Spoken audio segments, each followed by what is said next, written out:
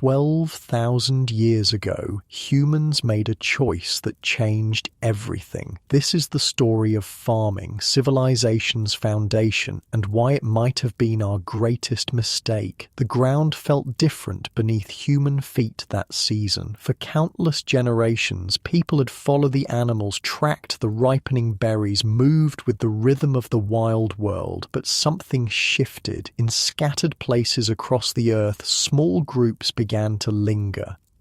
They noticed how seeds dropped in the same spots sprouted again. They observed how certain animals could be coaxed to stay nearby. The wild grasses with their plump, nutritious seeds caught their attention. What if they planted these seeds deliberately? What if they encouraged these plants to grow where they wanted them? The idea seemed simple then, just a small adjustment to the ancient dance between humans and nature. No one could have guessed what would follow. No one could have known the true cost of this seemingly innocent change. The first settlements appeared like tentative experiments, crude huts clustered near cleared fields. People who had once travelled with the seasons now watched a single patch of earth through spring, summer, fall. Grain meant surplus. Surplus meant stability. Stability meant growth. Villages emerged where none had existed before. Towns grew from villages. Cities grew from towns. For the first time in our long human story, a child could be born in the same place where their grandparents had died. This remarkable shift would eventually be called the Neolithic Revolution, the very beginning of what we proudly call civilization, the foundation of our modern world, and for generations we celebrated this transition as our greatest triumph. We told ourselves a story of progress, of mastery over nature, of security winning over uncertainty. But in 1987, a different perspective emerged. Evolutionary biologist Jared Diamond published an article in Discovery magazine with a shocking title, "The Worst Mistake in the History of the Human Race." That was what he called farming. It seemed absurd at first glance. How could the very foundation of modern life be a mistake? From our perspective, we have it so good now compared to our ancestors. The hunter-gatherer life seems harsh to our modern sensibilities. We imagine constant hunger, dangerous travel through unforgiving landscapes, exposure to predators and the elements, a precarious existence, always on the edge of starvation. But the evidence Diamond gathered told a different story, a story written not in texts or traditions but in bone. For decades, bioarchaeologists had been piecing together a troubling narrative from ancient skeletons. These silent witnesses told a clear and repeating pattern across continents and cultures.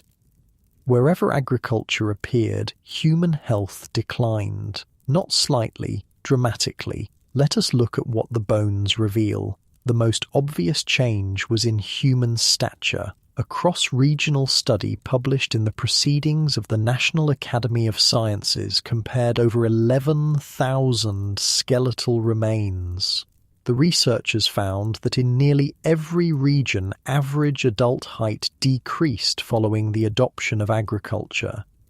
In some Anatolian and Levantine populations, men lost up to 6 inches in height, women lost around 5 inches. Chinese early rice farmers stood notably shorter than their foraging ancestors. This pattern repeated from the Nile to the Indus Valley. Height tells us about childhood nutrition and stress. These early farmers grew up malnourished compared to their hunter-gatherer ancestors. Their bodies never reached their full potential. The evidence goes deeper than just height. When examined closely, the skulls of these early farmers often show porous lesions on the cranial vault and inside the eye sockets. Scientists call these markers Kriebe orbitalia and porotic hyperostosis. These are classic signs of iron deficiency anemia. In early Neolithic communities, particularly at sites like Çatalhöyük and Abu Huraira, these lesions appear in up to 60% of individuals. Some skeletons display multiple overlapping nutritional diseases. All these signs are completely absent from older hunter-gatherer remains. The teeth tell an equally grim story. Dental health collapsed after agriculture began. Hunter-gatherers typically had worn but relatively clean teeth with few cavities. Their diets contained fibrous, varied foods with very little sugar. Early farmers, however, ate soft, sticky carbohydrates. Cereals became their main source of calories. The results were predictable. Cavities multiplied. Enamel hypoplasia, sign of childhood stress, visible as lines on teeth, became common. Periodontal disease flourished. At the site of Ganj Dara in Iran, roughly 10,000 years old, over 80% of adult skeletons showed signs of dental pathology. Excavations in Neolithic Nubia found nearly every adult molar decayed or abscessed. Some skulls have visible holes where tooth infections burrowed through the jawbone. Imagine the pain these people endured. Today, we have dentistry. They had nothing but the agony of infection. The physical evidence tells us something profound, something that challenges our entire narrative about progress. The first farmers worked harder, ate worse, lived sicker, and died younger than the foragers they replaced. Their bodies bore the marks of their new lifestyle. Their spines showed advanced degenerative joint disease. Their knees and ankles deteriorated even in young adults. Hours spent bending to plant, weed, and harvest grains left permanent damage. Their big toes often twisted, possibly from kneeling during long hours grinding grain with stone tools. Bones in their forearms display enthesopathies, signs of muscle tearing from repetitive strain. This wasn't gentle gardening. This was physical punishment endured on a diet of nutrient-deficient porridge. The contradiction becomes clear when we really look at it.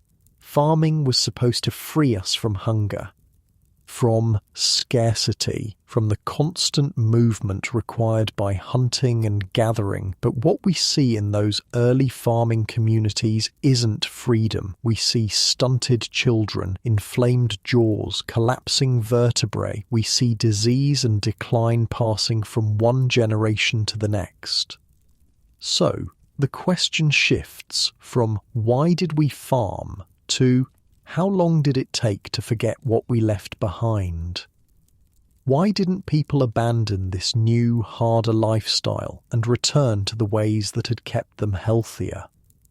The answer lies in the very nature of the agricultural system itself. Once begun, it created its own momentum. By the time the physical damage became clear, the trap had already closed. Farming changed more than how people lived. It changed what was required to live. Those first villages produced just enough food to support their growing numbers. More children meant more hands to work in the fields. More hands meant more mouths to feed. More mouths meant more land needed for planting.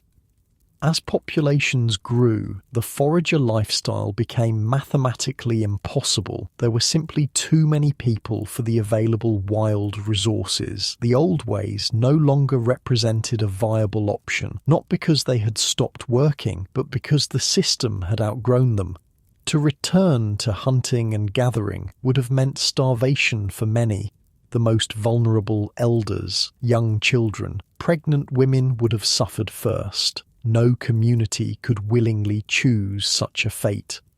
And so they continued, generation after generation. The grain fields expanded, the settlements grew, the die was cast. In those crowded villages, with people living in close quarters with their animals and waste, something else began to emerge. Something invisible but deadly: disease. Before agriculture, human groups remained small and mobile.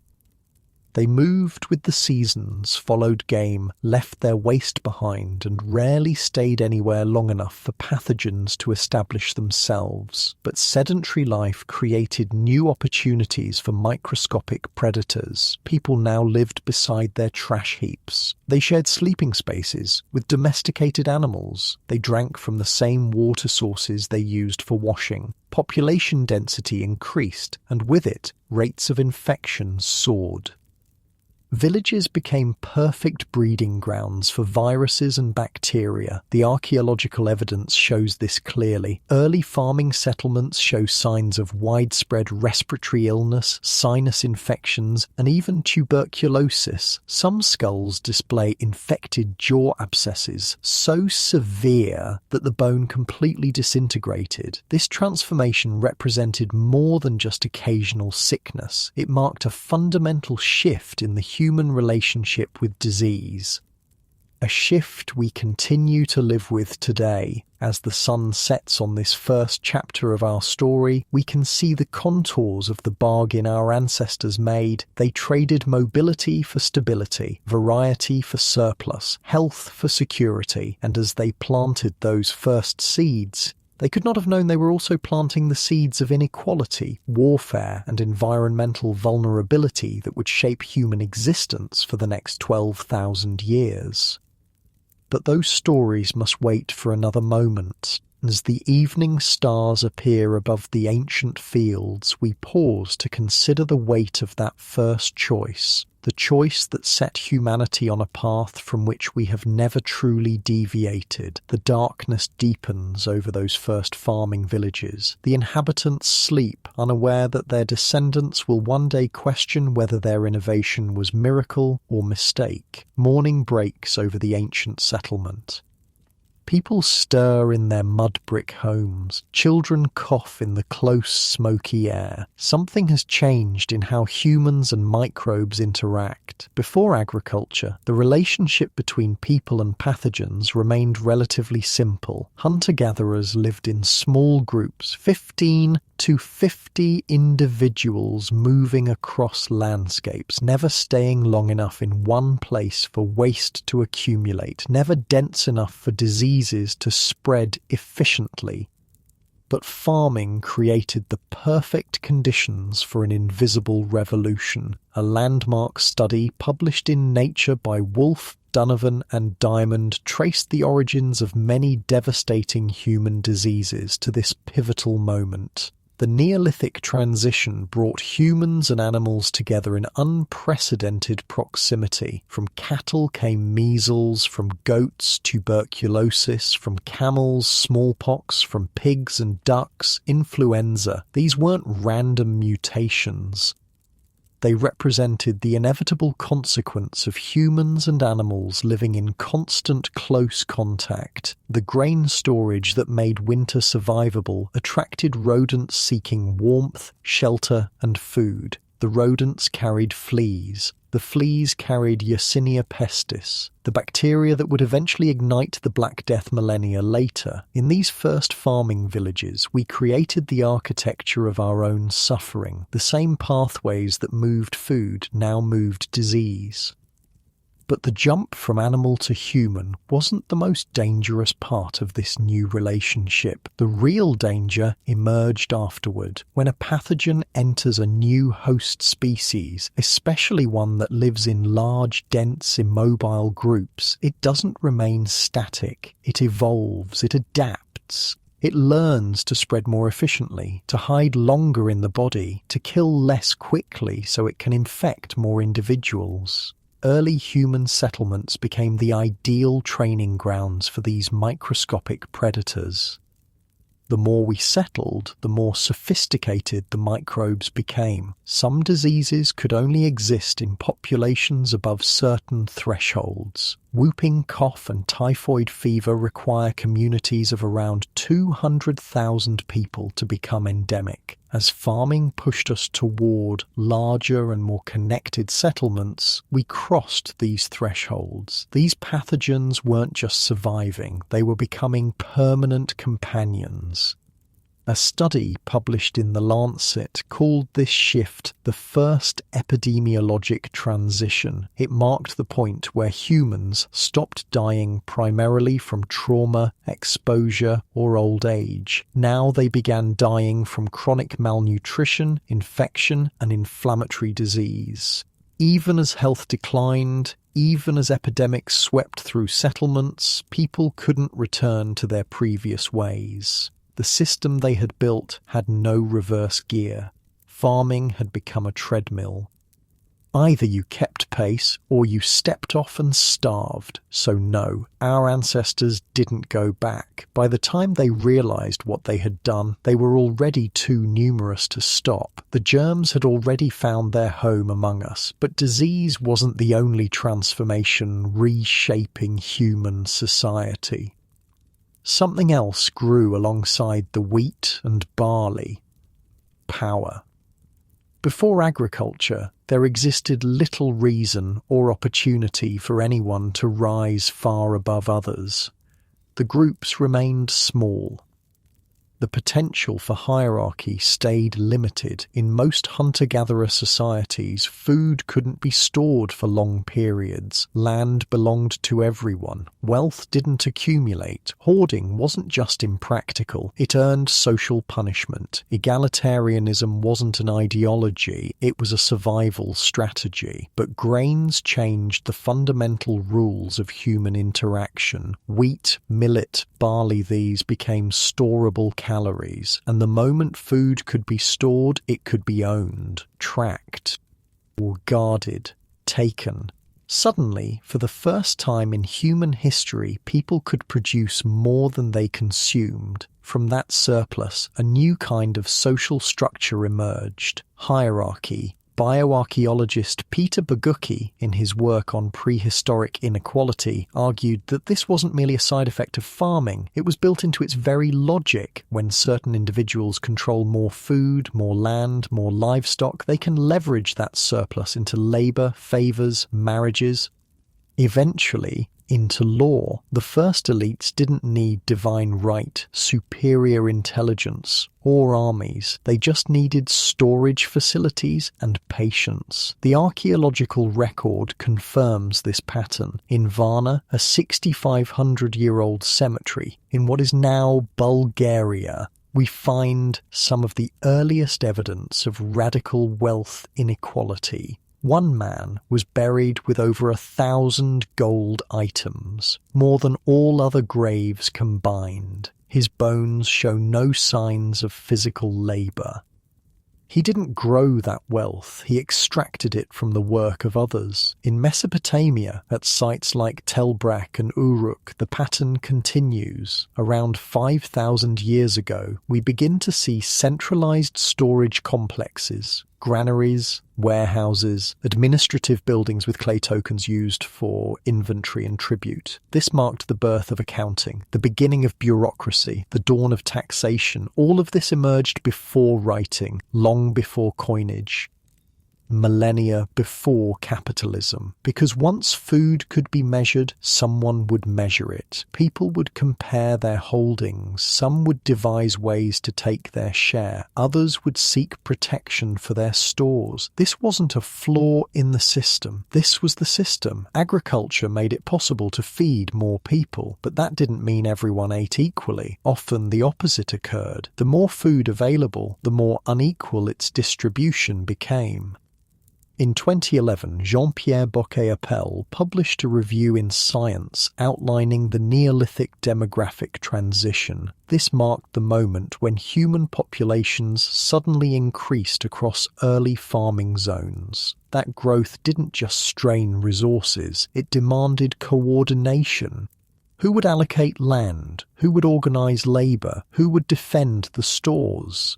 Increasingly, the answer became whoever already controlled the most. From surplus came specialization. From specialization came stratification. From stratification came rule. This was the beginning of inheritance, property, and permanent class divisions. For the first time, a person could be born poor, not unlucky, not injured, but structurally, generationally poor by design. Social mobility wasn't a priority in these early societies. Survival came first. You inherited the status of your parents, performed the same jobs. This cycle continued for countless generations. Agriculture didn't invent oppression, but it gave oppression a foundation, a reason, a warehouse to guard, and once someone possessed more than others, they needed to protect their advantage. To ensure they'd maintain their position, power needed defense, and defense required force. As the wheat grew tall in ancient fields, something else took root. Something that would reshape human interaction for millennia to come. Violence became organized, systematic, strategic. Once there existed something to guard, there emerged something to take. What comes more naturally to those who have nothing than envy of those who have something? As food became property and land became territory marked by boundaries, violence began to scale. Not just isolated conflict, not just individual murder, but war. War as policy, war as structure, war as a means of survival. In small forager bands, violence certainly existed, but it remained sporadic and personal. Fueled by disputes, not empire building. Most conflicts could be avoided through mobility. If tensions rose, people simply moved away. Land wasn't owned. Resources weren't fixed in place. Mobility served as an escape valve for social pressure. Farming sealed that valve shut. You couldn't abandon your fields when threats appeared. You couldn't relocate your granary when conflict brewed. So when scarcity struck, when drought came, when envy grew, people didn't leave. They fought. The archaeological evidence confirms this dark transformation. At Jebel Sahaba along the Nile Valley, a 13,000-year-old cemetery revealed 61 bodies. Nearly all showed signs of violent trauma. At least 45% had embedded stone projectile points. Some bodies contained more than a dozen stone points. Many displayed defensive wounds on arms and hands, suggesting ambush or close combat. Several were buried in overlapping layers, indicating repeated attacks over time. This represents the oldest known evidence of organized group violence, and it appears right at the cusp of the forager-farmer transition. This wasn't coincidence. This pattern repeated across continents and cultures. The grains grew, the settlements expanded, the violence escalated, and as the sun sets once more on our story, we see the contours of a new world taking shape. A world of surplus and starvation existing side by side, of ownership and obligation, of those who command and those who obey. The foundations were being laid for everything we now call civilization. The darkness deepens over the ancient granaries. Guards stand watch as others sleep. For the first time in human history, some eat better than others beneath the same stars. The consequences of this fundamental restructuring of human society would echo through the centuries, shaping wars, building empires, creating the very concept of haves and have-nots. But as the night creatures stir around the sleeping village, those consequences remain just whispers of what is to come. The fields wait silently for morning, for the endless cycle of planting, tending, harvesting to begin again, the cycle that has now captured humanity in its rhythm, a rhythm we continue to follow to this day. Fast forward 6,000 years from those first conflicts. The scale of violence has grown with the settlements. At Talheim, Germany, archaeologists uncovered a mass grave dated to about 5000 BCE. Inside lay 34 bodies, 16 adults, 9 children, 9 infants. Most had suffered massive blunt force trauma to the skull, likely from stone axes. Several skulls bore multiple identical wounds, suggesting not merely violence but systematic, deliberate execution. Even more disturbing was what researchers didn't find. Young adult women were missing from the grave. They weren't among the dead. Most likely, they had been taken. Just 110 kilometers away at Schöneck-Kilienstetten, another massacre site emerged from roughly the same period. This one contained 26 bodies with signs of extreme brutality. Fractures in the legs and pelvises suggested the victims had been disabled or tortured before death. This wasn't random aggression. It was targeted, strategic, and methodical. And it wasn't isolated. A 2016 study published in Nature analysing dozens of early Neolithic massacre sites across Europe found that mass violence increased significantly with the expansion of farming cultures, particularly with the linear pottery culture between 5500 and 4500 BCE. These weren't border skirmishes over hunting grounds. These were entire communities wiped out, women and children included, over land, crops, or livestock.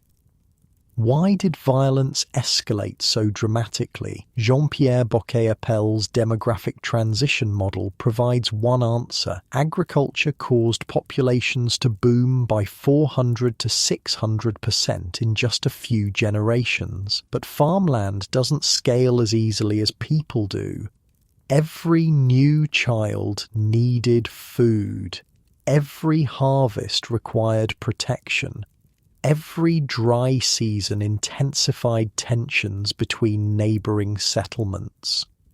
Anthropologist Lawrence Keeley wrote in his 1996 book War Before Civilization that in early farming societies up to 25% of adult males may have died from combat-related injuries. This rate far exceeds that of many modern wars. By contrast, most foraging groups studied by anthropologists report violent death rates below 1%. This wasn't just defence. With surplus came offence, raiding for grain, seizing livestock, kidnapping labourers, destroying rival fields before harvest. This bears no resemblance to instinct. This represents strategy. The architecture of settlements began to reflect this new reality. The walls of Jericho, dating to 8000 BCE, stand nearly 12 feet tall. They include a 6-foot-thick stone base. Walls this substantial aren't needed to keep out animals or wind.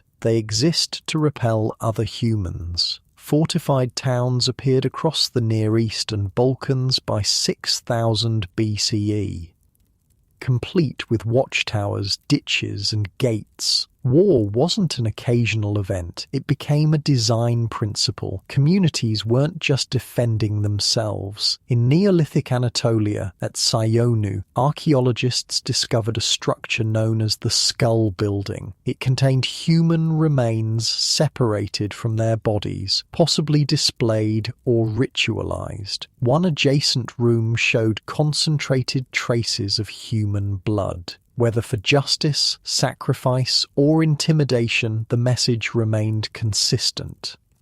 Fear had become policy. This marked a fundamental shift in the nature of human conflict. Once violence became a mechanism for controlling resources, borders, and people, it didn't end when individual enemies fell. It ended when their children did. Agriculture gave us food security, but it also gave us reason to kill systematically, to oppress strategically. By the time empires arose, war was no longer the exception. It had become the background hum of civilization. But physical walls weren't the only barriers constructed in this new world. By the time organized warfare emerged, invisible walls had already been built, not of stone, but of custom, of law, of belief. You weren't just born into a settlement, you were born into a role. Because the true genius of the agricultural system wasn't merely feeding more people, it lay in keeping them in their assigned places. The fields you worked, the house you inhabited, the tools you used, these weren't just your reality. They became your children's reality, and their children's after them, by design. As land became inheritable, so did status, so did work, so did power. What began as practical, this is my family's field, became structural. This is your place. Stay in it. This wasn't a conscious conspiracy. It emerged as a system growing naturally from grain, from surplus, from counting. Once things could be measured, they could be taxed. Once they could be taxed, someone needed to collect, someone else needed to pay. To maintain this system, the powerful needed to make their dominance feel natural, permanent, sacred. This is where formal law enters human history. The Code of Hammurabi, chiseled into basalt around 1750 BCE, represents more than just the first extensive legal code. It doesn't merely regulate theft or murder. It defines a world where different people hold different values. The code divides into 3 sections. The prologue has Hammurabi declaring himself chosen by the gods, particularly Marduk, to bring justice, destroy evil, and protect the weak. He frames himself as a shepherd and protector.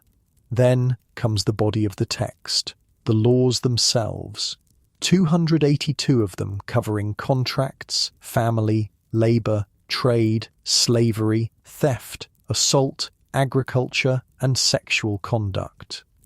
Finally comes the epilogue. This section reveals the most about social mobility or its absence. Hammurabi didn't want his code altered. He included warnings to future rulers not to change or ignore these laws. Divine punishment awaited any king who dared. But what did these laws actually say? How did they shape human interaction? Consider 3 famous examples. Law 196. If a man put out the eye of another man, his eye shall be put out. This represents the principle of lex talionis, an eye for an eye. But now consider Law 198. If he puts out the eye of a commoner, he shall pay 1 mina of silver. Still assault on a person, but not treated equally. And Law 199. If he put out the eye of a slave, he shall pay half his value. Slaves weren't considered persons. They represented property damage requiring compensation to the owner, not the injured slave. The Code of Hammurabi doesn't establish equal justice. It codifies inequality based on class, gender, and status. It doesn't eliminate violence or injustice. It contains and organizes them to protect the powerful, maintain order, and make social roles predictable and enforceable. This isn't just a legal code, it's a blueprint for hierarchy. This was no longer just survival. This was philosophy backed by force. And this pattern wasn't limited to Mesopotamia. In Egypt, tombs were arranged by rank, not kinship. In the Indus Valley, water access and street planning followed caste-like segmentation. In Neolithic China, even children's skeletons show malnutrition and stress markers correlating with their burial goods.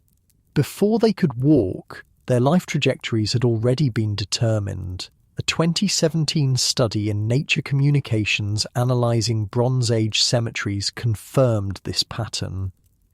Wealth, privilege, and status passed genetically through elite male lines. These dominated burials, property ownership, and ritual activities. The rich stayed rich, the rest remained buried under silence. Through it all, the idea calcified in human consciousness. Some people were born to rule, others were born to obey. Farming didn't invent domination, but it made domination scalable, and once inequality looked like tradition like fate, it no longer required chains. The chains existed in people's minds. The oppressed rarely considered rebellion because their condition seemed like destiny, the God's will, the natural order. To ensure compliance, the system needed stories, and stories emerged everywhere, in prayers, in contracts, in lullabies sung to children. Little by little, hierarchy became invisible, not because it vanished, because it became normal. So no, our ancestors didn't rebel against this system. Going back meant breaking the only rules they'd ever been taught, the fields, the laws, the names they carried, the social cage disguised as order. The sun rises again over ancient fields, workers bend to their tasks while overseers watch. Some eat well, others go hungry. The walls stand tall around the settlement, guards patrol with weapons ready, and yet, for all its flaws, farming worked. It fed more people than foraging ever could. It built cities, temples, mathematics, writing. It gave rise to astronomy, irrigation, taxation, and trade. Civilization itself stands on the skeleton of wheat and barley, and on the bones of countless ancestors who lived and died to create our modern world. But that skeleton proved brittle, because the agricultural world wasn't only more unequal, it was more vulnerable. We think of farming as a stable foundation for society. It wasn't.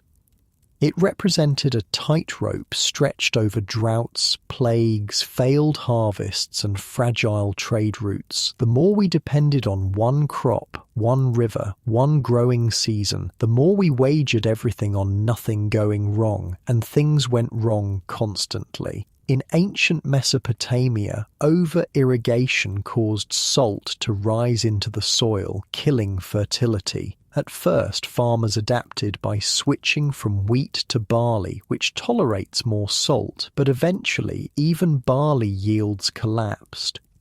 According to a 1958 study by Jacobson and Adams in Science, wheat yields in Sumer declined by over 50%. This contributed to the fall of iconic cities like and Lhasa. The region that once birthed writing and empire slowly transformed into uninhabitable dust. In the Indus Valley, the collapse wasn't military, it was environmental. Around 2100 BCE, changing monsoon patterns disrupted the agricultural calendar. Crops failed. People left. A 2003 study by Staubwasser and colleagues published in Geophysical Research Letters linked the decline of Harappan cities to a sudden, prolonged drought. This occurred during the so-called 4.2 kilo-year event, a climate anomaly that severely impacted nearly every early civilization. In ancient Egypt, the pattern repeated. The Nile's flood proved predictable until it wasn't. When it failed, everything else failed with it. Records describe starvation, rebellion, and dynasties crumbling under the weight of famine. Pharaohs lost legitimacy when granaries emptied. The divine order remained only as strong as the next harvest. Even the Maya, brilliant as they were, couldn't escape this vulnerability. In the 9th century CE, a series of mega-droughts crippled maize production. Cities were abandoned. Populations plummeted. According to research by Douglas Kennett and colleagues published in Science in 2012, this environmental collapse correlated tightly with the disintegration of Maya political centers. The irony cuts deeply. The system that allowed us to build civilizations was the same one that made them so fragile. Hunter-gatherers didn't possess much material wealth, but they demonstrated remarkable resilience. If game moved, they moved. If plants failed, they adapted their diet. Farmers couldn't do this. Their lives remained pinned to specific plots of soil, and soil has limits. Modern archaeology increasingly confirms this pattern. Most early complex societies collapsed not from invasion, but from exhaustion, ecological overshoot, depleted topsoil, deforestation, social tension, fragile interdependence. As Joseph Tainter wrote in The Collapse of Complex Societies in 1988, the very complexity that made these civilizations powerful also made them incredibly brittle. Farming gave us more, but it left us no margin for error. And yet, we persisted. Each time a society collapsed, another picked up the plough. Each time a city fell, another rose with stronger walls, deeper fields, sharper swords. Because despite its brutality, the system worked. It fed children. It offered hope. It created the illusion of control, but that illusion came at a cost. You worked harder, lived sicker, died younger, couldn't leave. You obeyed laws carved in stone, paid tribute to those with storage rooms, and thanked whatever gods you worshipped for the privilege of eating today. And perhaps tomorrow, the sun sets once more on ancient fields. Workers return to crowded homes. Some eat well, most don't. Guards take their positions on the walls.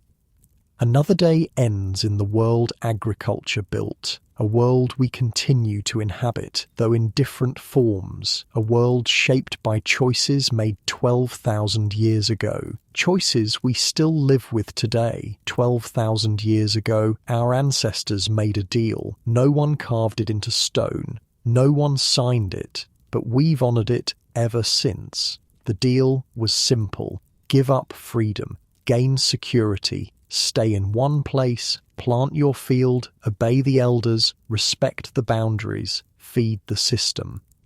And in return, you'll eat.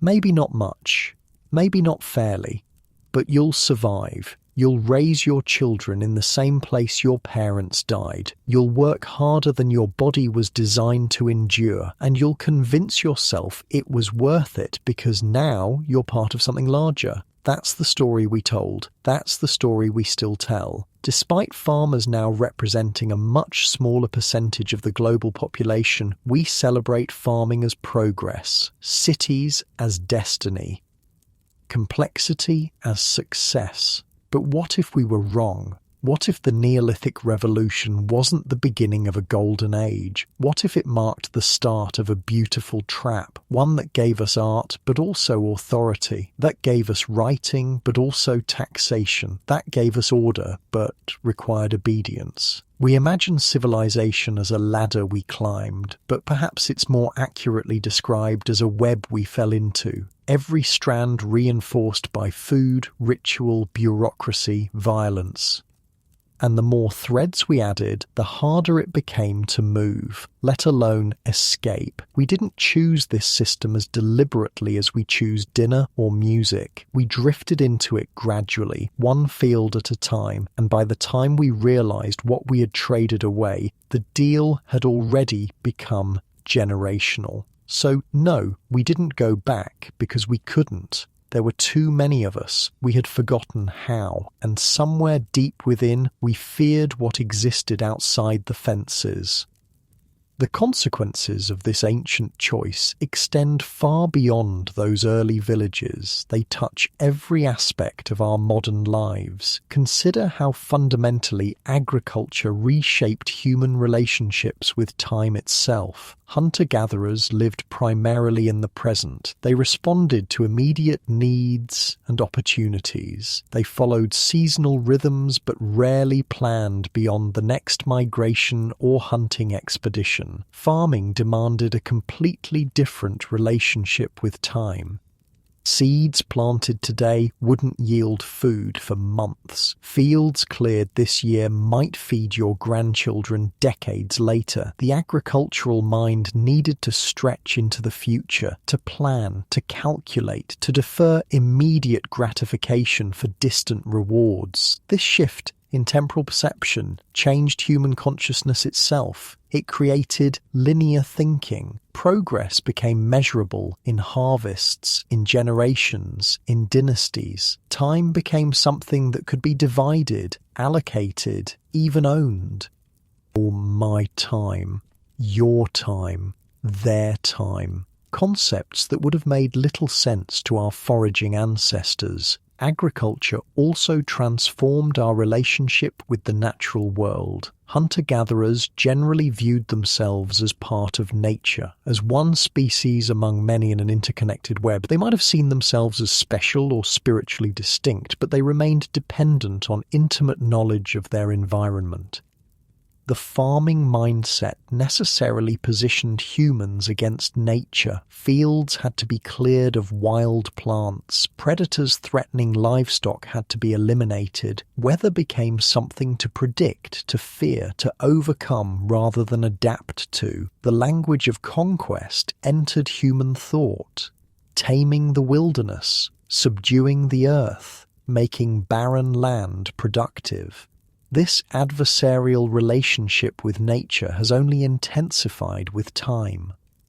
From the first cleared field to modern industrial agriculture, we've increasingly positioned ourselves not as members of the natural community, but as its managers, its masters, often its exploiters. The psychological impact extends further still. Hunter-gatherers typically maintained animistic or totemic belief systems. They saw consciousness, agency, and spiritual presence in animals, plants, features of the landscape. Their religions tended toward horizontal relationships with many spirits, many powers, many sacred presences. Agricultural societies developed increasingly hierarchical religions. Gods became fewer but more powerful, more remote, more demanding. These divine hierarchies mirrored the social hierarchies developing in human communities. Kings ruled like gods, gods ruled like kings. The cosmic order and the social order reinforced each other. This theological shift appears consistently across cultures transitioning to agriculture, from the complex pantheons of early Mesopotamia to the increasingly centralized worship of Marduk or Asher, from the nature spirits of pre-agricultural China to the heaven-mandated imperial cults, from local deities to state religions. The pattern repeats globally. This wasn't mere coincidence. A system requiring obedience, hierarchy, and acceptance of inequality functions more smoothly when these qualities are believed to reflect the very structure of the universe, the divine right of kings, the mandate of heaven, the natural order. Sacred texts and rituals reinforced the message that the existing system represented not just human convention but cosmic law. Even our conceptions of virtue and morality transformed with agriculture. Hunter-gatherer ethics typically emphasized sharing, autonomy, and egalitarianism. Farming cultures increasingly valued obedience, industry, self-restraint, and respect for authority and property, virtues that coincidentally supported agricultural production and social stability. The 7 deadly sins identified by early Christian thinkers reveal this agricultural morality clearly. Sloth threatened production. Gluttony endangered food stores, greed disrupted distribution. Envy and pride challenged hierarchy. Lust and wrath threatened social order. The ideal citizen became the industrious, obedient farmer, not the autonomous, expressive forager. Agriculture even changed how we see our own bodies. Hunter-gatherers tended to value physical capabilities. Endurance, agility, keen senses, strength when needed. Farming increasingly bound humans to repetitive, specialized tasks. Bodies became instruments of production. Their value measured in output rather than adaptability. This instrumental view of the human form intensified with industrialization, but began with the first bent backs in ancient wheat fields, the first calloused hands grinding grain, the first eyes straining in the sun from dawn until dusk. Our social relationships underwent equally profound transformations. Hunter-gatherer bands typically maintained flexible membership. People could join or leave groups relatively easily. Leadership tended to be situational and consensual rather than permanent and coercive. Agricultural communities developed increasingly rigid social boundaries. Insider versus outsider, citizen versus foreigner. Belonging became territorial rather than relational. Leadership became hereditary, authority became permanent rather than contextual. Even families changed. Foraging societies often practiced flexible living arrangements with collective responsibility for children. Farming societies increasingly emphasized the nuclear family, patrilineal descent, and strict control of female sexuality to ensure clear inheritance of property. Marriage transformed from partnership to property transfer. Children became investments, heirs, labor, the continuation of bloodlines and land claims. Gender relations particularly reflect this agricultural transformation. Anthropological evidence suggests that hunter-gatherer societies, while not perfect utopias of equality, typically maintained more egalitarian gender relations than early agricultural societies. Women contributed substantial calories through gathering, maintained significant autonomy, and often participated in group decision-making. With farming, gender roles typically hardened. Men controlled the plough, the livestock, the public sphere. Women became increasingly associated with domestic space, childcare, food processing rather than food acquisition. Their status declined relative to men across most agricultural societies. Their reproductive capacity became more heavily regulated, their labor more strictly controlled. This pattern appears so consistently across the archaeological record that some scholars have argued that patriarchy itself represents not a universal condition but a specific product of agricultural society. The gender hierarchy we've long considered natural may in fact be only as old as our wheat fields. Even our cognitive patterns reflect this ancient transition. Hunter-gatherers typically developed holistic, contextual thinking suited to navigating complex natural environments. Agricultural thinking increasingly emphasized linear, categorical reasoning, counting, classifying, dividing. These cognitive skills served farming societies well. They enabled planning, record-keeping, and the development of specialized knowledge, but they may have diminished other modes of understanding, the intuitive, the relational, the contextual ways of knowing that once guided human life for hundreds of thousands of years. These transformations didn't happen overnight. They unfolded across generations, centuries, millennia. But they changed us fundamentally, changed how we think, how we feel, how we relate to one another and to the world. They created the mental frameworks we still inhabit today, frameworks so familiar we rarely question them, so natural seeming we forget they have a history, a beginning, that they represent not universal human nature but specific adaptations to a particular way of life, a way of life that began just 12,000 years ago, a blink in our species' existence. Consider this profound paradox. For roughly 95% of human history, we lived as foragers. Our bodies evolved specific adaptations to that lifestyle. Our minds developed particular ways of understanding the world suited to that existence. Yet for the past 5%, a mere 12 millennia, we've lived differently. We've imposed on our hunter-gatherer bodies and minds a radically different way of being.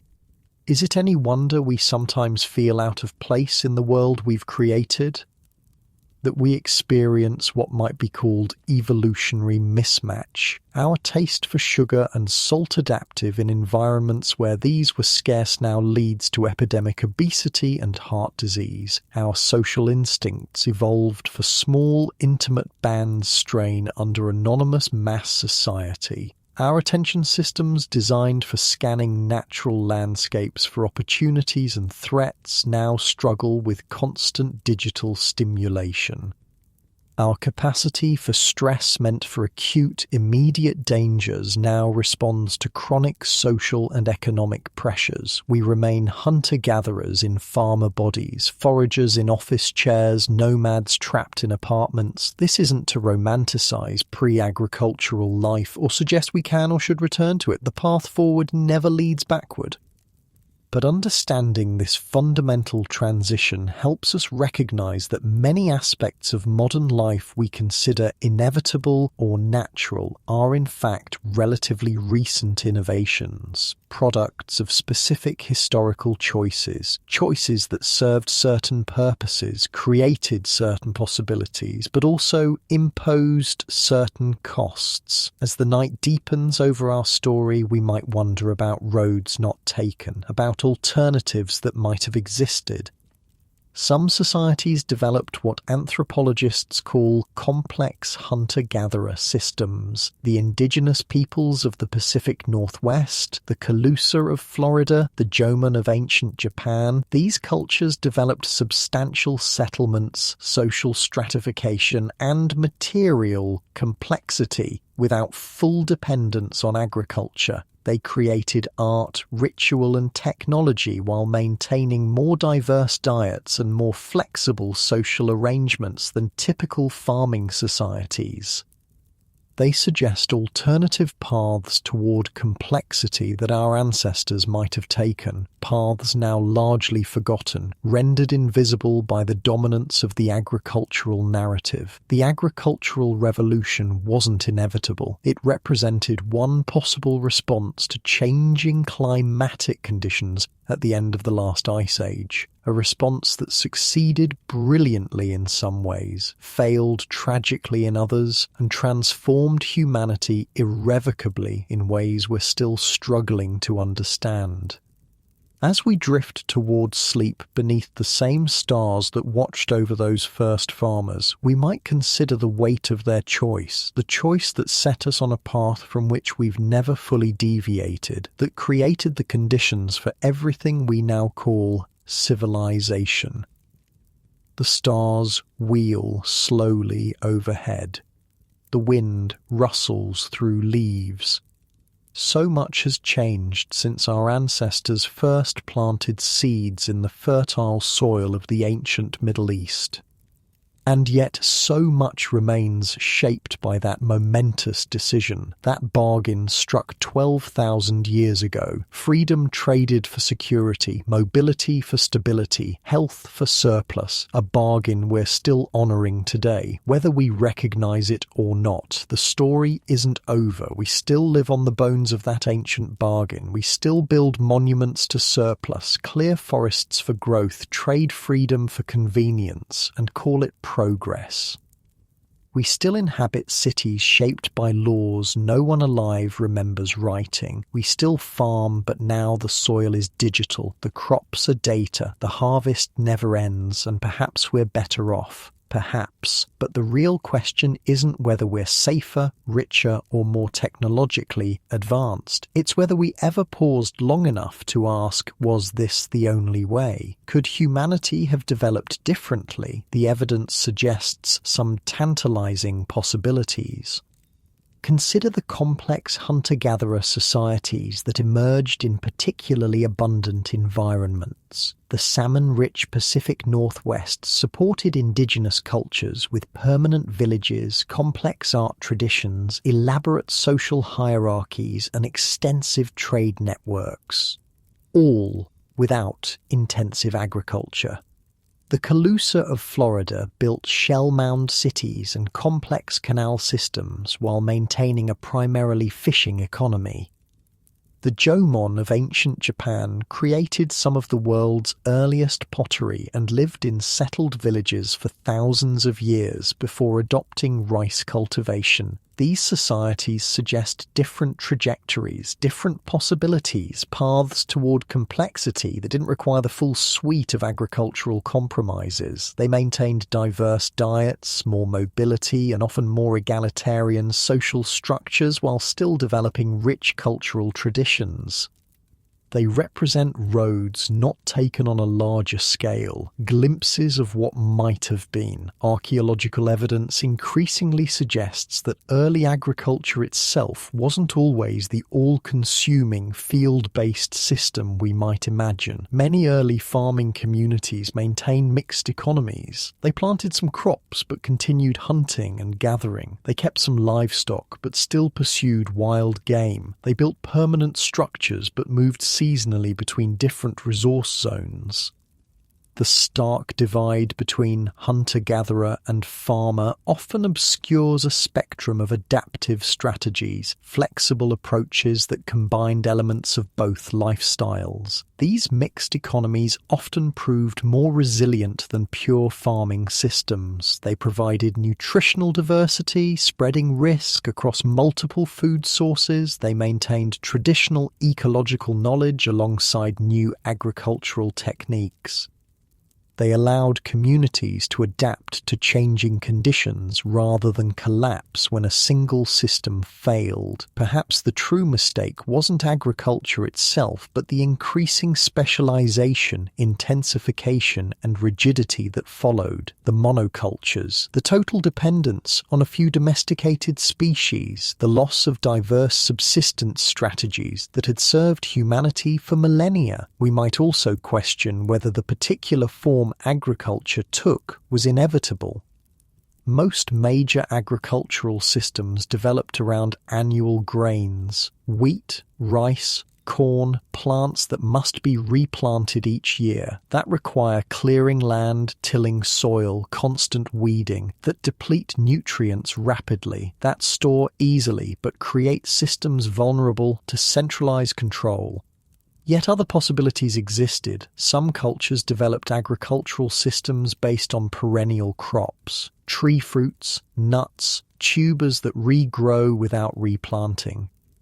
These systems often required less labor, caused less environmental degradation, and proved more difficult to monopolize. The indigenous people of the Amazon created forest gardens, intermixing useful species in semi-wild landscapes. The cultures of New Guinea developed sophisticated systems for growing taro and other perennials. Might global history have unfolded differently if these models had become dominant rather than the grain agriculture that spread from the Fertile Crescent?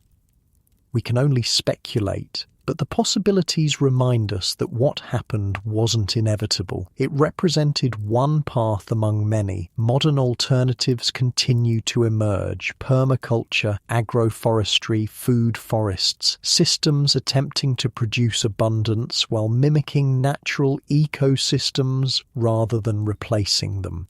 Whether these approaches can feed 8 billion people remains uncertain, but they suggest we haven't exhausted the possibilities for human-environment relationships. That 12,000 years after that first bargain, we might still find different terms. Of course, we can't simply return to hunting and gathering. There are too many of us now. The wild landscapes that sustained our ancestors have largely disappeared. The knowledge required to live that way has dramatically diminished, and few people today would willingly surrender the genuine benefits, comforts, and possibilities of modern life. Medicine that extends our lives.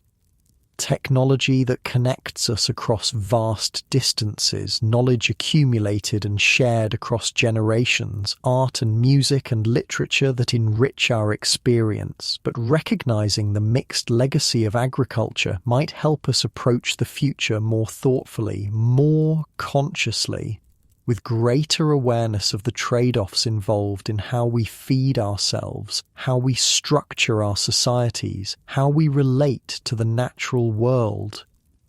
Perhaps the true value in questioning the agricultural revolution lies not in rejecting its fruits entirely, but in recognizing that what we've long considered inevitable progress involved significant costs. Costs to human health, to social equality, to our relationship with the rest of nature. Costs we might still address even without abandoning the project of civilization. We could design food systems that better match our evolved nutritional needs. Create more egalitarian social structures despite material surplus, develop more sustainable relationships with the ecosystems that support us, build technologies that enhance rather than constrain human autonomy. The lesson isn't that we should dismantle everything agriculture built, but that we should recognize it as a choice made by our ancestors under specific historical conditions, a choice with profound consequences we're still living with today. A choice we could potentially revise, modify, adapt as we face our own historical challenges: climate change, biodiversity loss, social inequality, the psychological alienation of modern life. The agricultural revolution gave us the power to transform landscapes, to build cities, to support specialized knowledge and technology, but it also locked us into particular relationships with nature, with each other, with our own bodies and minds. Relationships that may no longer serve us well as we confront planetary boundaries and search for more sustainable ways of living. Some scholars argue we're currently experiencing a transition as momentous as the Neolithic revolution, the digital revolution, the shift from industrial to information economies, from material to virtual realms of human experience. Like our ancestors 12 millennia ago, we stand at a crossroads where the choices we make will shape human life for generations to come. Will we repeat their pattern, trading autonomy for convenience, health for productivity, connection for control, or might we find more balanced approaches? Ways of embracing new possibilities without surrendering what makes us human. Jared Diamond's provocative claim that agriculture was the worst mistake in the history of the human race may overstate the case. The agricultural revolution brought genuine benefits alongside its costs. It allowed human populations to grow, knowledge to accumulate, civilizations to flourish. But his challenge reminds us to question our assumptions about progress, to look more critically at the foundations of our way of life, to recognize that what we've gained has come at significant costs in human health, inequality, in our relationship with the natural world, costs we've often forgotten or ignored in our celebration of civilization's achievements. Perhaps the most valuable lesson from this examination isn't that farming itself was a mistake, but that unquestioned faith in a single definition of progress might be, that alternatives always exist, that history contains paths not taken, possibilities not explored, balances not struck. As we lie here in the darkness, descendants of both hunter-gatherers and farmers, we might wonder about those first ancestors who planted seeds, who built permanent shelters, who began the grand experiment we're still conducting today. They couldn't have known what would follow. The civilizations that would rise and fall, the technologies that would transform the world.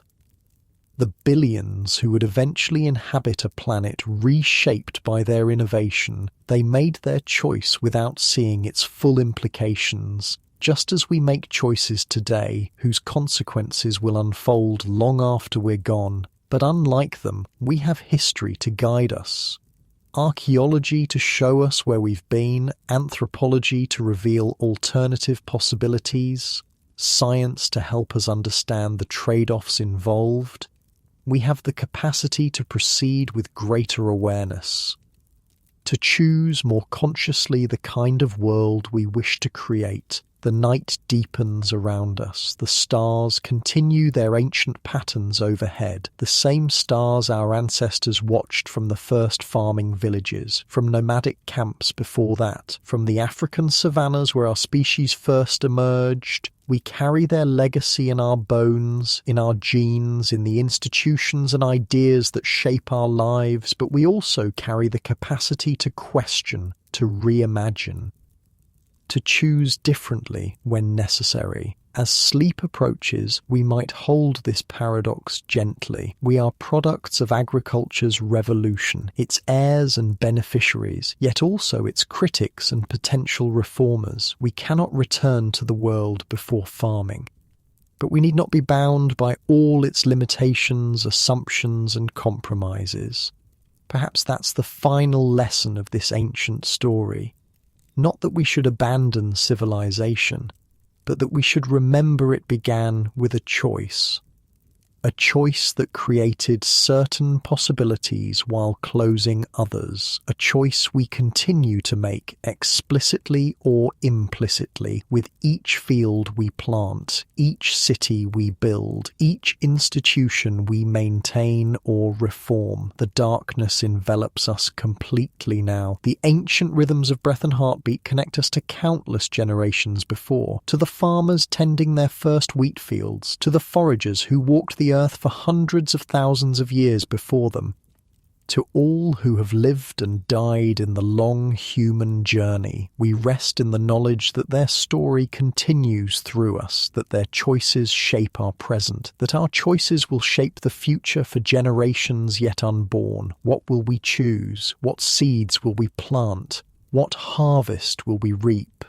These questions follow us into dreams, into the darkness where past and future meet, where the first farmers still bend to their fields under a neolithic sun, where we still wander gathering and hunting through primeval forests, where all possibilities remain open, all paths available, all futures waiting to unfold. Sleep comes like darkness over an ancient village, like shadows lengthening across the first planted fields, like night falling on the oldest human story, the story of how we became who we are, the story that continues with each new day, with each choice we make, with each step into the future. A future built on foundations laid 12,000 years ago, yet still unwritten, still forming, still becoming. The story isn't over. It continues through us, through our questions and choices, through our dreams of what might yet be, of what we might yet become. Beyond the ancient bargain, beyond the oldest revolution, into possibilities our ancestors could never have imagined, but which we, their descendants, might yet create. The breathing deepens, the mind quiets. Sleep approaches like a gentle darkness, carrying us back to the beginning, to the moment when everything changed, to the seeds of all that followed, and forward into whatever comes next, whatever we choose to make of this inheritance, this legacy, this human journey that began in distant Africa, that transformed at the dawn of agriculture, that continues even now as we drift towards sleep, toward dreams, toward the never-ending story of what it means to be human. In a world we've made, a world that made us, a world still becoming, still